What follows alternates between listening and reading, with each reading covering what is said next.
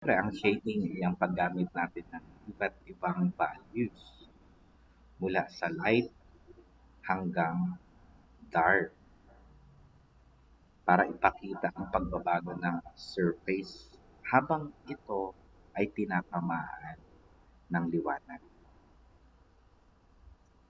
Siyempre, mahalaga ito sa drawing dahil ang tamang paggamit ng light at shading ay nagbibigay sa isang flat drawing ng illustration ng form, volume, depth, and dimension.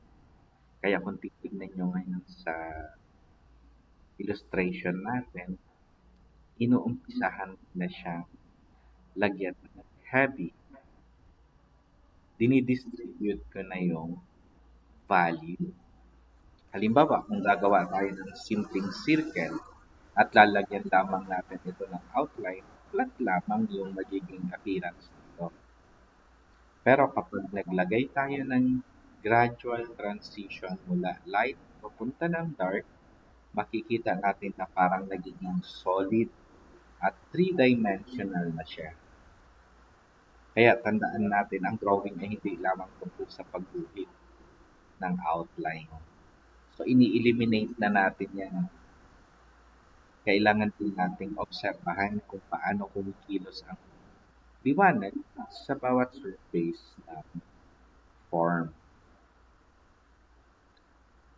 At para maintindihan natin ito, tingnan natin yung mga basic parts ng lights and shadow. Elements kasi ng light and dark, at least nakikita natin yung lima na structure.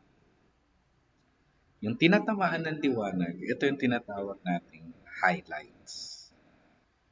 Tapos, in between nung core shadow ay yung mid-tone.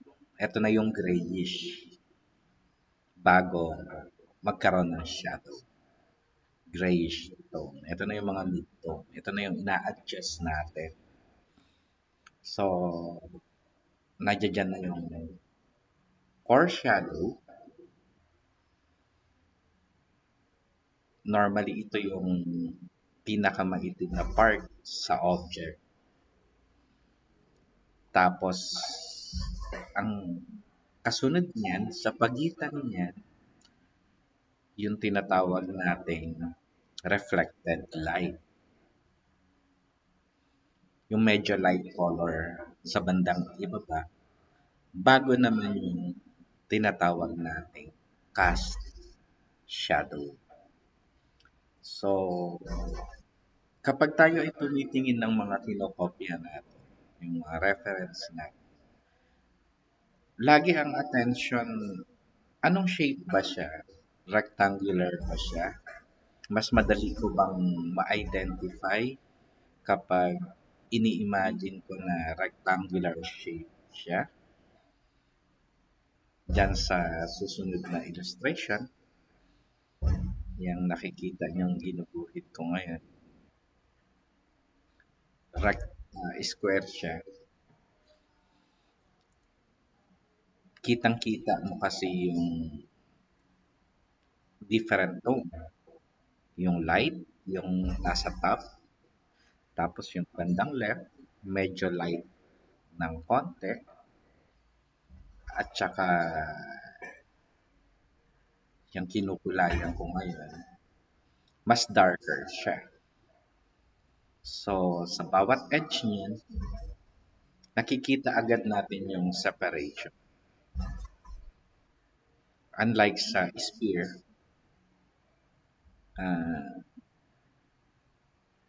talagang yung tonal value from light to dark talaga. At medyo mas mahirap siyang gawin compare naman sa mga blocks.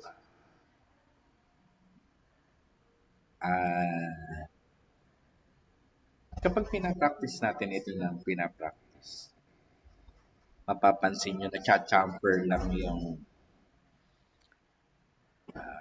blocks na yan. Tapos, ilalighten ko ba? Or ida-darken ko ba yung portion para mag-appeal siya ng different form. Ang pinakamaganda rito, hindi na tayo nagdo-drawing ng figure. Kung hindi, ina-identify na lang natin yung liwanag at anino at kusang lumalabas na yung hugis. Mas madali yan. Mas realistic siya. So, practice lang ng practice, tsatsagain lang natin. Ito na yung kailangan, mahaba ang pasensya. At katulad nung panunod mo nitong video na ito, mas madali sana kapag nakikita nyo mismo na ginagawa ko ito sa harap ko. Kasi pwede kayong magtanong sa akin. Pero I make it very simple yung approach. At tingin ko naman hindi siya mahirap sundan. Gawin niyo lang ito ng gawin hanggang sa maramdaman yung flat na yung paglalapat ko ng penciling. Tapos nailatag mo siya ng maayos para na-identify na ito yung portion ng shadow. Ito ang value naman ng midtone ko. Ito naman ang value ng foreshadow. At ito naman yung sa reflected light. So, yung hindi natin tinatamaan ng pencil, ito na yung tinatawag nating highlight. At tandaan din natin, kapag gumagawa tayo, mas madali na ginagamitan natin ng sariling technique. Huwag yung gayahin, kopyahin yung style na pinapakita ko sa inyo. I-explore nyo ito hanggang sa lumabas yung sarili nyong technique.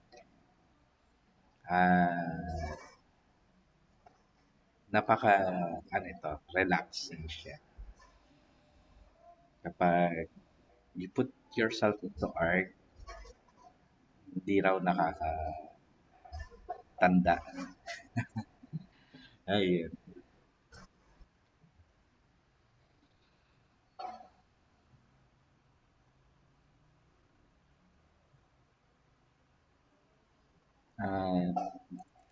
Panghuli,